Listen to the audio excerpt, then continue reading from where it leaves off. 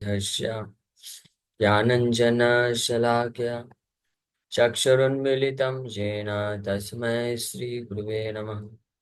नमो विष्णुपादाय कृष्णप्रेष्ठाय भूतले श्रीमते भक्तिवेदान्तस्वामिन्निति नामिने। नमस्ते सारस्वते देवे गौरवाणी प्रचारिणे निर्विशेष शून्यवादी पाश्चात्यदेशतारिणे। नमो महावदन्याय कृष्णप्रेमप्रदायते कृष्णाय कृष्णचैतन्य नामने गौरतुसे नमः। जय श्री कृष्ण चैतन्य प्रभु नित्यानंद श्री अद्वैत गदाधर शिवासादि गौर भक्त वृंद। हरे कृष्णा कृष्णा कृष्णा हरे हरे, हरे राम राम राम हरे हरे। हरे कृष्णा। तो आप सभी भक्तों का हार्दिक स्वागत है आज के गौर कथा में। तो हम लोग चर्चा कर रहे हैं श्री चैतन्य चरितमृत आदि लीला और इसका 7वां अध्याय लॉर्ड चैतन्य एंड 5 फीचर्स और श्लोक प्यार संख्या 100 तक चर्चा कर लिए थे। 101 भी हो चुका था। श्री चैतन्य महाप्रभु से हरिनाम की महिमा को सुनने के पश्चात प्रकाशानंद सरस्वती ठाकुर इत्यादि प्रकाशानंद सरस्वती मायावादी सन्यासी हैं जो वो कुछ अब संशय पूछ रहे हैं। तो पहला संशय पूछ रहे हैं वो कि कृष्ण भक्ति कर यह सवार संतोष वेदांत न सुना केने तारक ही दोष। वेदांत आप क्यों नहीं सुनते हैं पढ़ते हैं, उसमें क्या दोष है ये आप बताइए। आप कृष्ण भक्ति करते हैं बहुत अच्छी बात है, हमको बहुत संतोष है। तो ये इस प्रकार से प्रश्न पूछे हो। महाप्रभु जब ये सुने एत सुनी हसी प्रभु बलिला वचन दुख न माना है यदि करी निवेदन कि हे माय डियर सर, हे महोदय, अगर आप अ, दुखी ना हो, आप अगर गलत ना समझें तो मैं इस बारे में कुछ बोल सकता हूँ, वेदांत फिलॉसफी के बारे में। इस प्रकार से महाप्रभु बोल रहे हैं। सो मतलब मेरे ख्याल से इसका तात्पर्य पढ़ना था। तो श्री चैतन्य महाप्रभु को जब इस प्रकार से विनम्रता पूर्वक इंक्वायरी किए मायावादी सन्यासी, तो महाप्रभु समझ गए इसलिए हंसे। महाप्रभु हंसे इसलिए मतलब स्माइल किए कि अब ये तैयार हैं एक्सेप्ट करने के लिए। तो अब मैं इनको समझा दूंगा कि कैसे जो वेदांत सूत्रों का मायावाद व्याख्या है वो सही व्याख्या नहीं है। सही व्याख्या वो है जो वेद व्यास जी ने भागवत में दी है। भागवत की व्याख्या ही परफेक्ट व्याख्या। तो the mayavadi sannyasi is appreciating Lord Chaitanya Mahaprabhu inquired from him why he did not discuss Vedanta philosophy. Actually, however, the entire system of Vaishnava activities is based on Vedanta philosophy. हाँ। हालांकि जो वैष्णव philosophy है, वैष्णव सिद्धांत है या वैष्णव संप्रदाय है, चारों वैष्णव संप्रदाय हैं, वेदांत फिलॉसफी पे ही पूरा बेस है। वेदांत को पूरी तरह से फॉलो करते हैं। इनफैक्ट चारों संप्रदाय में जो प्रमुख आचार्य हुए हैं उन्होंने वेदांत सूत्रों में से प्रामाणिक भाष्य भी लिखा है। उन्होंने लिख के प्रदान किए। यहाँ तक कि अपना जो गौड़ीय संप्रदाय है, ब्रह्म मध्व गौड़ीय संप्रदाय है, तो ये कोई अलग से संप्रदाय नहीं है। चैतन्य महाप्रभु अलग से संप्रदाय नहीं खोले, ब्रह्म मध्वाचार्य के संप्रदाय में ही दीक्षा लिए, उसी में आगे बढ़े। लेकिन जो मध्वाचार्य के संप्रदाय में कुछ चीजें ऐड की है महाप्रभु। मध्वाचार्य की शिक्षाएं तो स्वीकार किए ही, बाकी अन्य 3 संप्रदाय की शिक्षाओं को, दो दो शिक्षाओं को ऐड किए। और साथ में माधवेंद्र पुरीपाद इस संप्रदाय में कृष्ण की जो शुद्ध भक्ति है, गोपियों के स्तर की गोपी भाव को भी सम्मिलित कर देते हैं। तो वो एक्स्ट्रा एडिशन किया गया है जो पहले नहीं था। पहले ऐश्वर्य भाव में ही ये भक्ति चलती थी। इसलिए ऐसा प्रतीत होता है कि गौड़ी संप्रदाय जो है अलग से अलग संप्रदाय है। अलग है नहीं वास्तव में, वो मतलब फिलॉसफी को फॉलो करता है।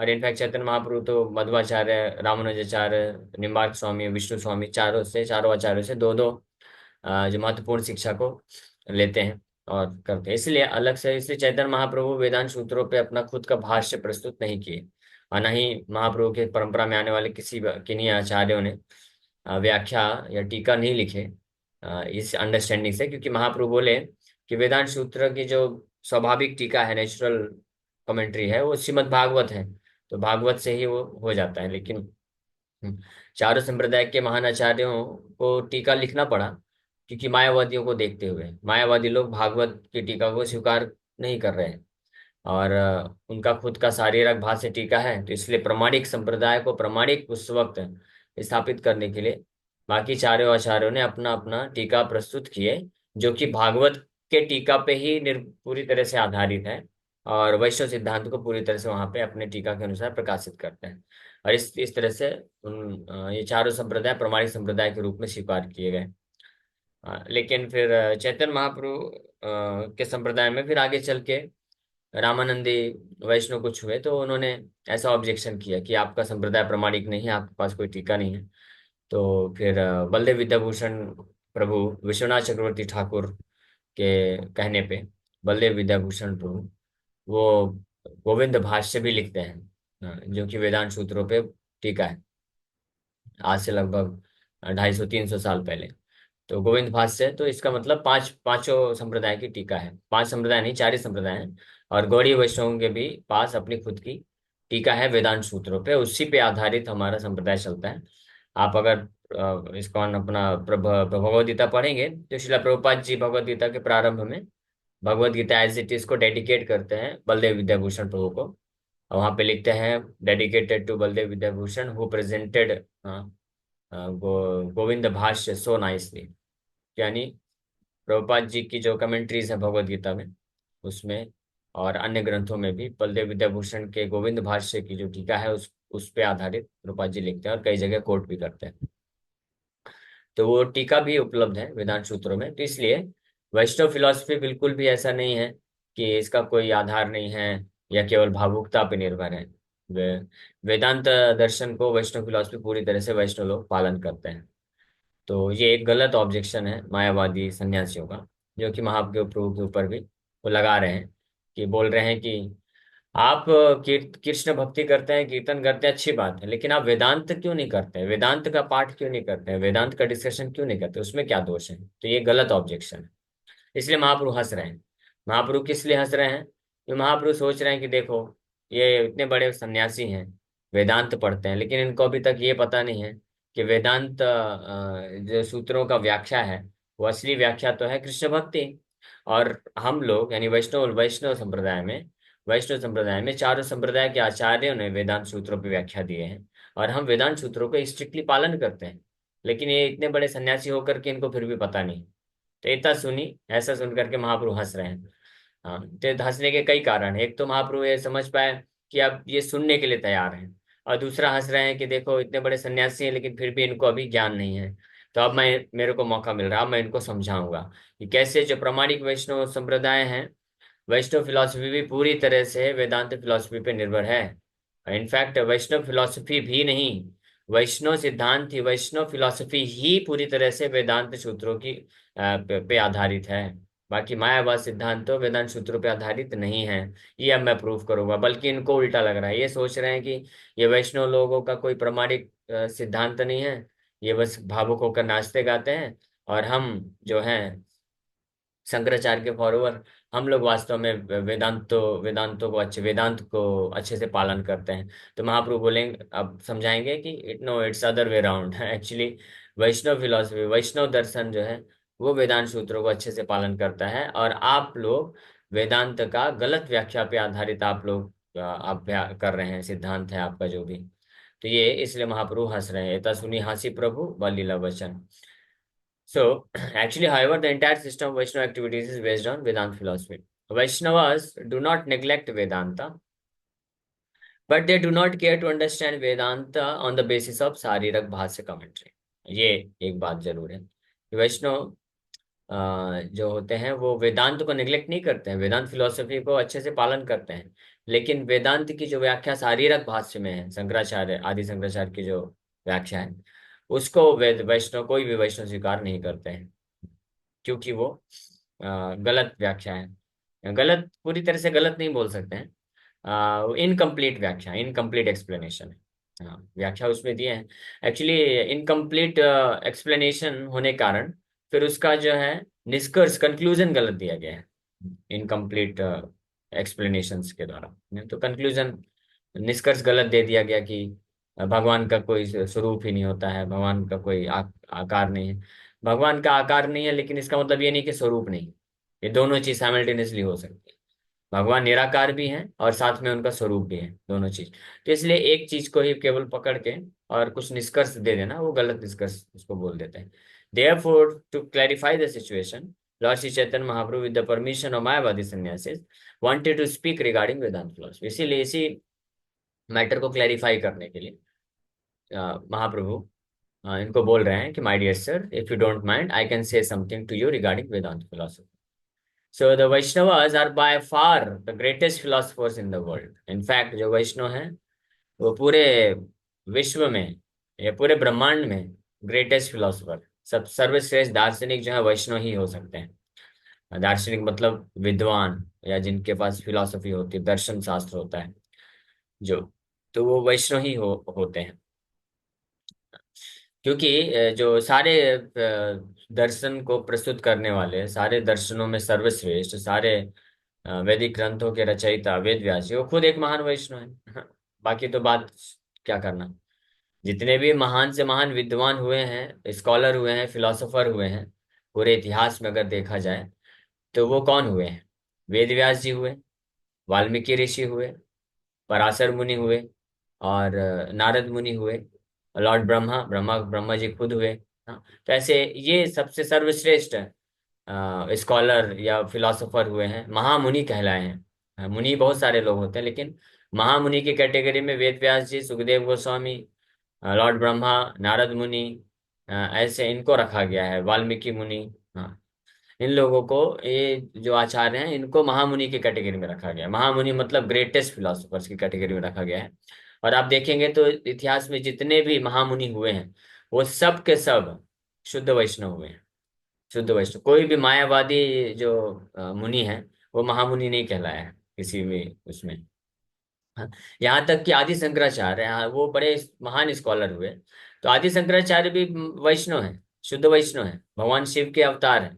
हाँ, लेकिन रोल अलग करना था, इसलिए आए थे। और आखिरी में जाते जाते आदि शंकराचार्य भी स्वीकार करते हैं, नारायण परो अव्यक्तात्, lord Narayan is beyond this material manifestation. भगवान नारायण भौतिक जगत के परे हैं, साफ साफ वो बोल दिए। जबकि मायावादी फिलोसफी का मेन मिस्टेक यही है कि वो नारायण को भौतिक जगत का मानते हैं, कि भौतिक शरीर है नारायण का, नाम नारायण का भौतिक है, रूप, गुण, उनके कार्य सब भौतिक है, ये लोग ऐसा मानते हैं। लेकिन शंकराचार्य स्पष्ट बोलते हैं कि नारायण परो अव्यक्तात्, परो है, अव्यक्तात् है। अव्यक्तात् मतलब इस भौतिक जगत में के तरीके से उनको व्यक्त नहीं किया जा सकता, भौतिक जगत के तरह से व्याख्या नहीं किया जा सकता है, तीन गुणों से प्रभावित नहीं है। तो इस प्रकार से, तो Vaishnavas are by far the greatest philosophers, and the greatest among them was शिलाजीव गोस्वामी प्रभु। अभी अगर 500 साल पहले बात किए जाए, चैतन्य महाप्रभु के टाइम पे, उनके पश्चात छठ गोस्वामी हैं। तो सबसे बड़े फिलोसोफर के रूप में विख्यात हुए जीव गोस्वामी, जिन्होंने प्रैक्टिकली इतने इतने ग्रंथों की रचना की, इतने ग्रंथों की रचना की है, बोलते हैं कि वेद व्यास से भी ज्यादा उन्होंने ग्रंथों की रचना की है। इतने महान स्कॉलर हुए हैं। जीव गोस्वामी के बारे में बोला जाता है कि उनके ग्रंथ आज भी हैं, कई लोग उन पे, उनके ग्रंथों पे पीएचडी कर रहे हैं। बनारस हिंदू यूनिवर्सिटी में रखे हुए हैं। षट संदर्भ करके बहुत फेमस ग्रंथ है। तो जीव गोस्वामी के बारे में बोलते हैं कि उनके ग्रंथों को, उनकी जो रचनाएं हैं, षट संदर्भ इत्यादि को, जब कोई मायावादी सन्यासी पढ़ता था बैठ के, तो वो पढ़ते पढ़ते पढ़ते पढ़ते बीच में जबरदस्ती उसको बंद करके रखना पड़ता था। क्यों? क्योंकि पढ़ते पढ़ते वो कन्विंस होने लग जाता था कि जीव गोस्वामी जो फिलोसफी बता रहे हैं, वैष्णव सिद्धांत, वो सत्य बता रहे हैं, और उसका मायावाद का जो सिद्धांत है, वो उसका दिमाग से साफ होता जाता है, वॉश, ब्रेन वॉश जिसको बोलते हैं आज के समय में। कि वो पढ़ता था तो ब्रेन वॉश होने लग जाता था उसका।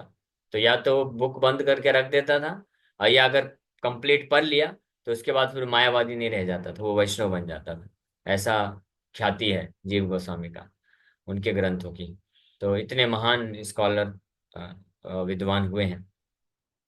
वही वैष्णव जीव गोस्वामी और अन्य जितने भी आचार्य हैं, वो कृष्ण के प्रति पूर्ण रूप से शुद्ध प्रेम को भी प्रकट किए हैं।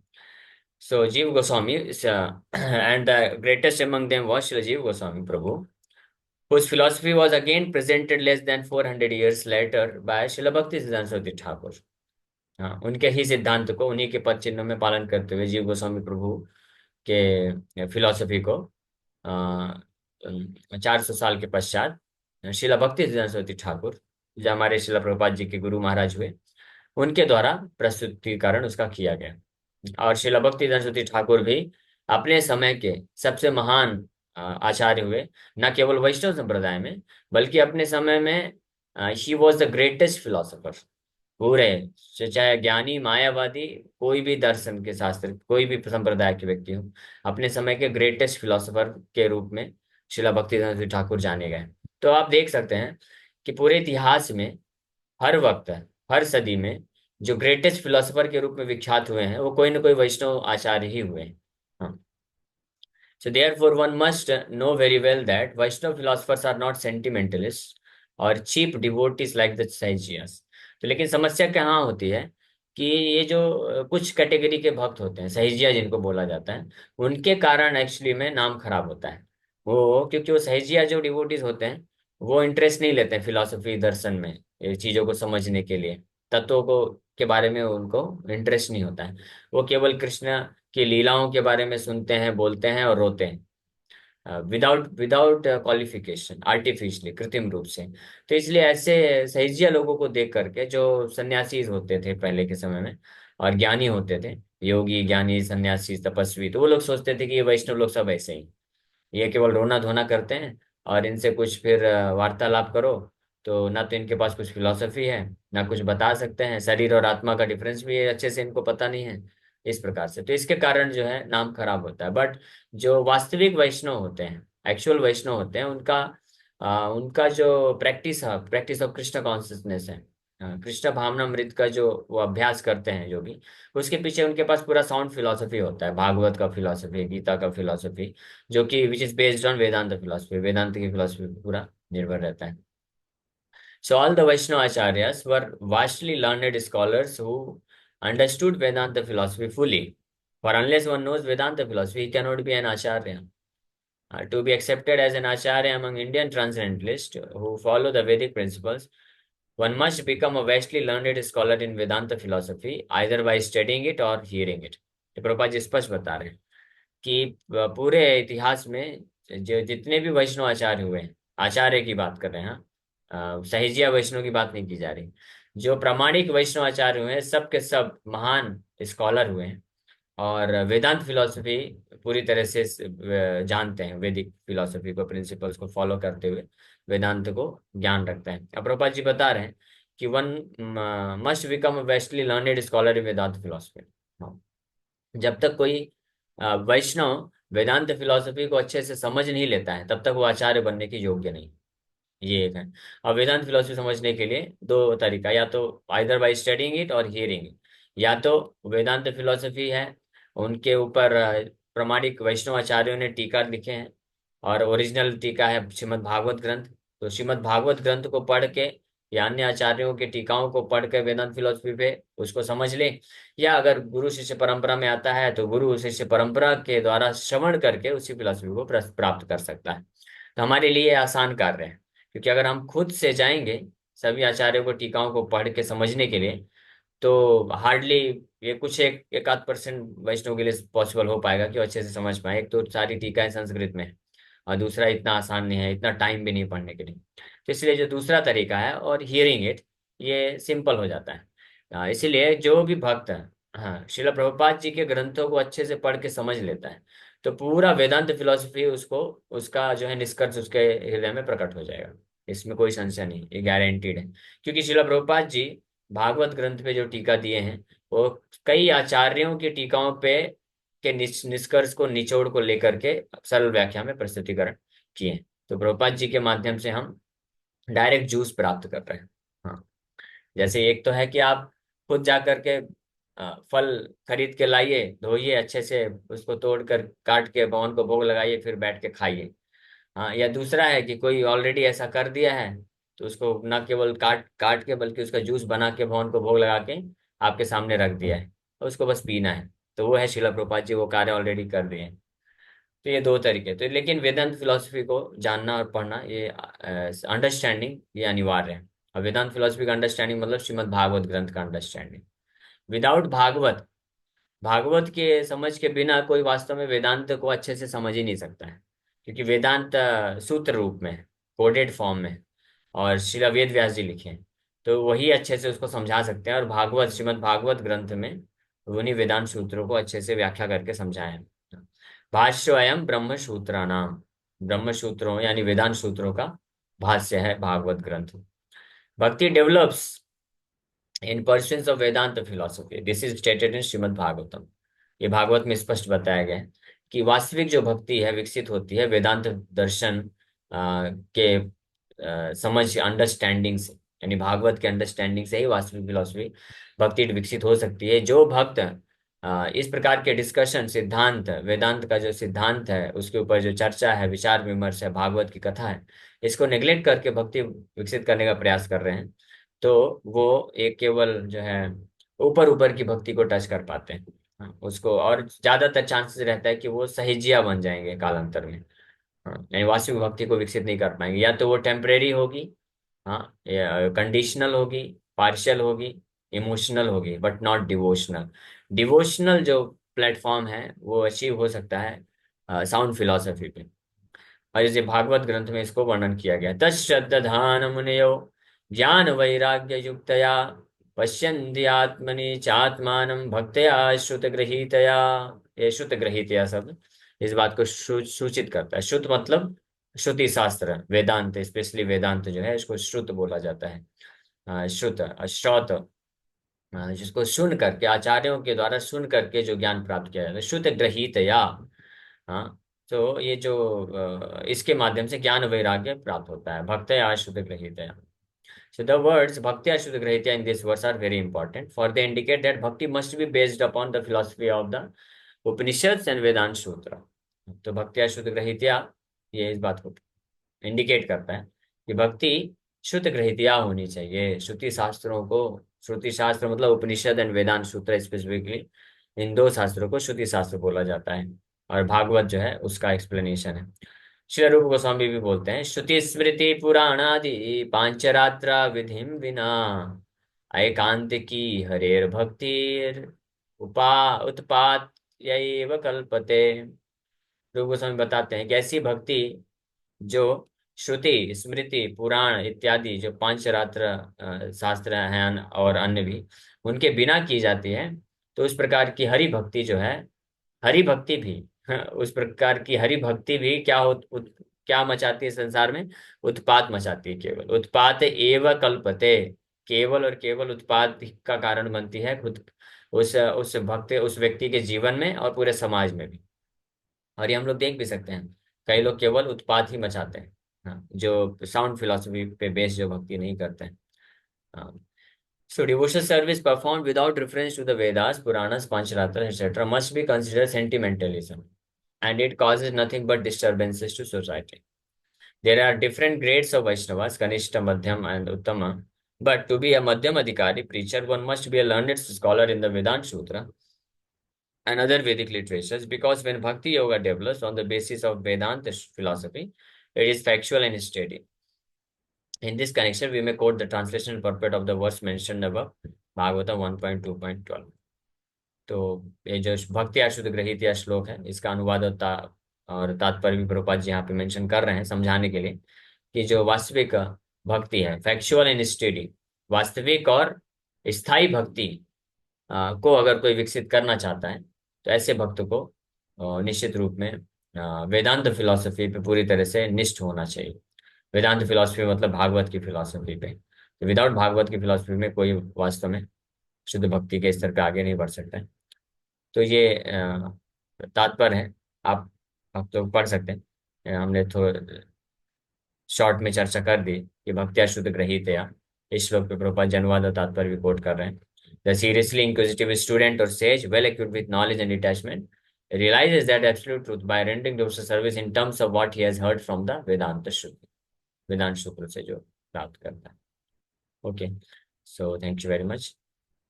इस प्रकार से महाप्रभु अब आगे पहले उनको बोले कि आप लोग दुख मत मानिएगा, मैं आपको वेदांत फिलॉसफी प्रस्तुत करता हूँ। ये बोल करके अब धीरे धीरे चैतन्य महाप्रभु वेदांत सूत्रों का व्याख्या करना प्रारंभ करेंगे आगे आने वाले सत्र। Hare Krishna, thank you very much. अगर किसी भक्त का कोई प्रश्न है पूछ सकते हैं। हरे कृष्ण कृष्ण कृष्ण हरे हरे, हरे राम राम हरे हरे कृष्णा प्रभु जी। पंजाब प्रणव प्रभु हरे जी। कृष्ण। ये अभी आपने एक लाइन पढ़ी थी कि मध्यम अधिकारी भक्त होने के लिए लर्नेड स्कॉलर, इसका क्या हाँ, मतलब है?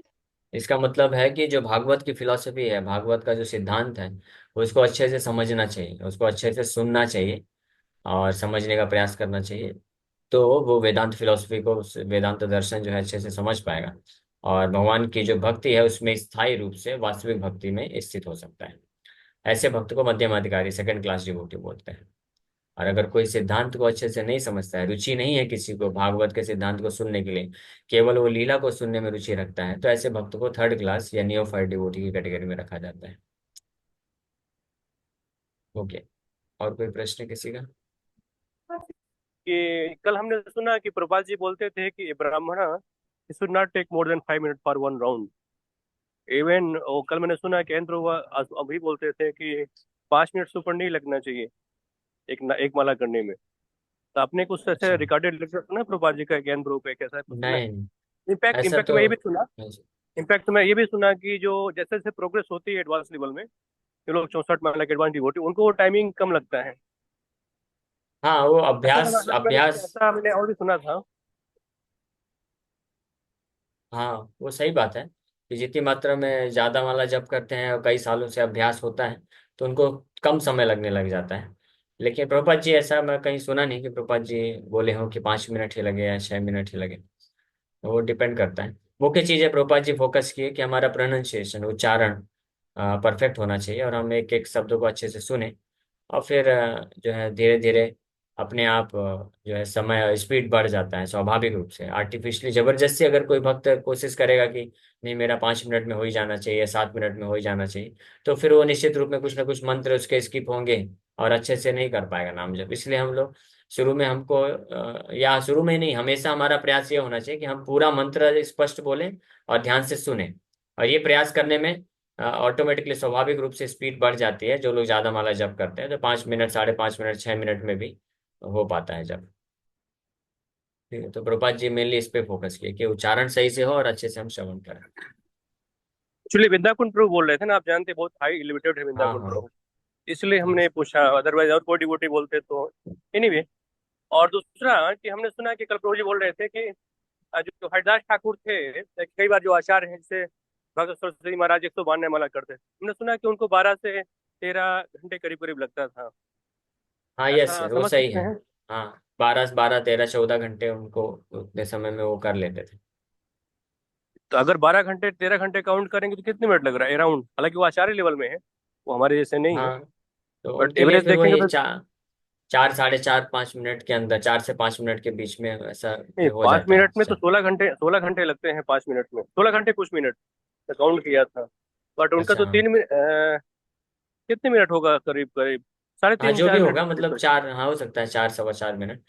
क्योंकि वो फिर एक अलग स्तर पे वो जप करते हैं, वो मानसिक और उपांशु जप होता है जिसमें वास्तव में उनकी चेतना फिर पूरी तरह से हरिनाम में रहती है। हाँ, तो इसलिए वो हरिनाम, जैसे सांस लेते वक्त भी उनका हरिनाम छूटता नहीं है, निरंतर नाम चलता रहता है। तो इसमें वो कर सकते हैं। लेकिन हमारे लिए, हम उनको जो है इमिटेट नहीं कर सकते। हमारे लिए फोकस ये है कि हम पहले धीरे धीरे अच्छे से नाम उच्चारण करके ध्यान से सुनना प्रारंभ करें। और दूसरा प्रश्न एक थोड़ा अपोजिट प्रश्न है। जैसे वृंदाकुंड प्रभु जी इतने हाई लेवटेड डिवोटी हैं, महाराज जी के सबसे प्रिय शिष्यों में से एक हैं, तो उनको तो एक माला करने में 15 मिनट लगता है। 10 20 साल से प्रैक्टिस कर रहे हैं, महाराज जी ने कई बार बोले भी कि आपको 10 मिनट से ऊपर नहीं लगना चाहिए। तो इसको कैसे समझ सकते हैं?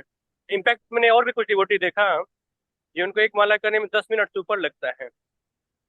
बहुत हाई एलिवेटेड हाँ डिवोटी हैं। एलिवेटेड मतलब मैं डिसाइड नहीं कर रहा हूँ, उनके जो सेवा है साधारण उनके गुरु आचार्य डिसाइड करते हैं, जैसे मैंने सुना है, ये मैं बता रहा हूँ। हाँ, सही बात है। तो इससे ये मतलब प्रूफ होता है कि भक्ति में एडवांसमेंट इस पे निर्भर नहीं है कि कौन कम समय में माला जप कर रहा है या ज्यादा समय में माला जप कर पा रहे हैं। कई ऐसे भक्त हैं जो बहुत एडवांस होते हैं लेकिन उनको ज्यादा समय लगता है एक एक माला जप करने में, और कुछ ऐसे होते हैं जो बिल्कुल भी एडवांस नहीं होते हैं, 2 2 3 3 मिनट में भी माला कंप्लीट कर लेते हैं। तो इसलिए ये मुख्य पैरामीटर नहीं लिया जा सकता है। लेकिन ये जरूर है कि अगर किसी को 8 10 मिनट से ज्यादा लग रहा है तो इसका मतलब कुछ थोड़ा सा उनको देखना पड़ेगा कि वो कहीं ना कहीं समय जो है ज्यादा क्यों लग रहा है। 10 मिनट से ज्यादा लगना मतलब वो थोड़ा सा वो है, मतलब सोचने वाला बात है। और अगर 5 मिनट से कम लग रहा है तो भी थोड़ा सोचने वाला बात है कि उसको उनको चेक करना चाहिए वापस कि क्यों बहुत कम लग रहा है या बहुत ज्यादा लग रहा है। ये चेक किया जा सकता है।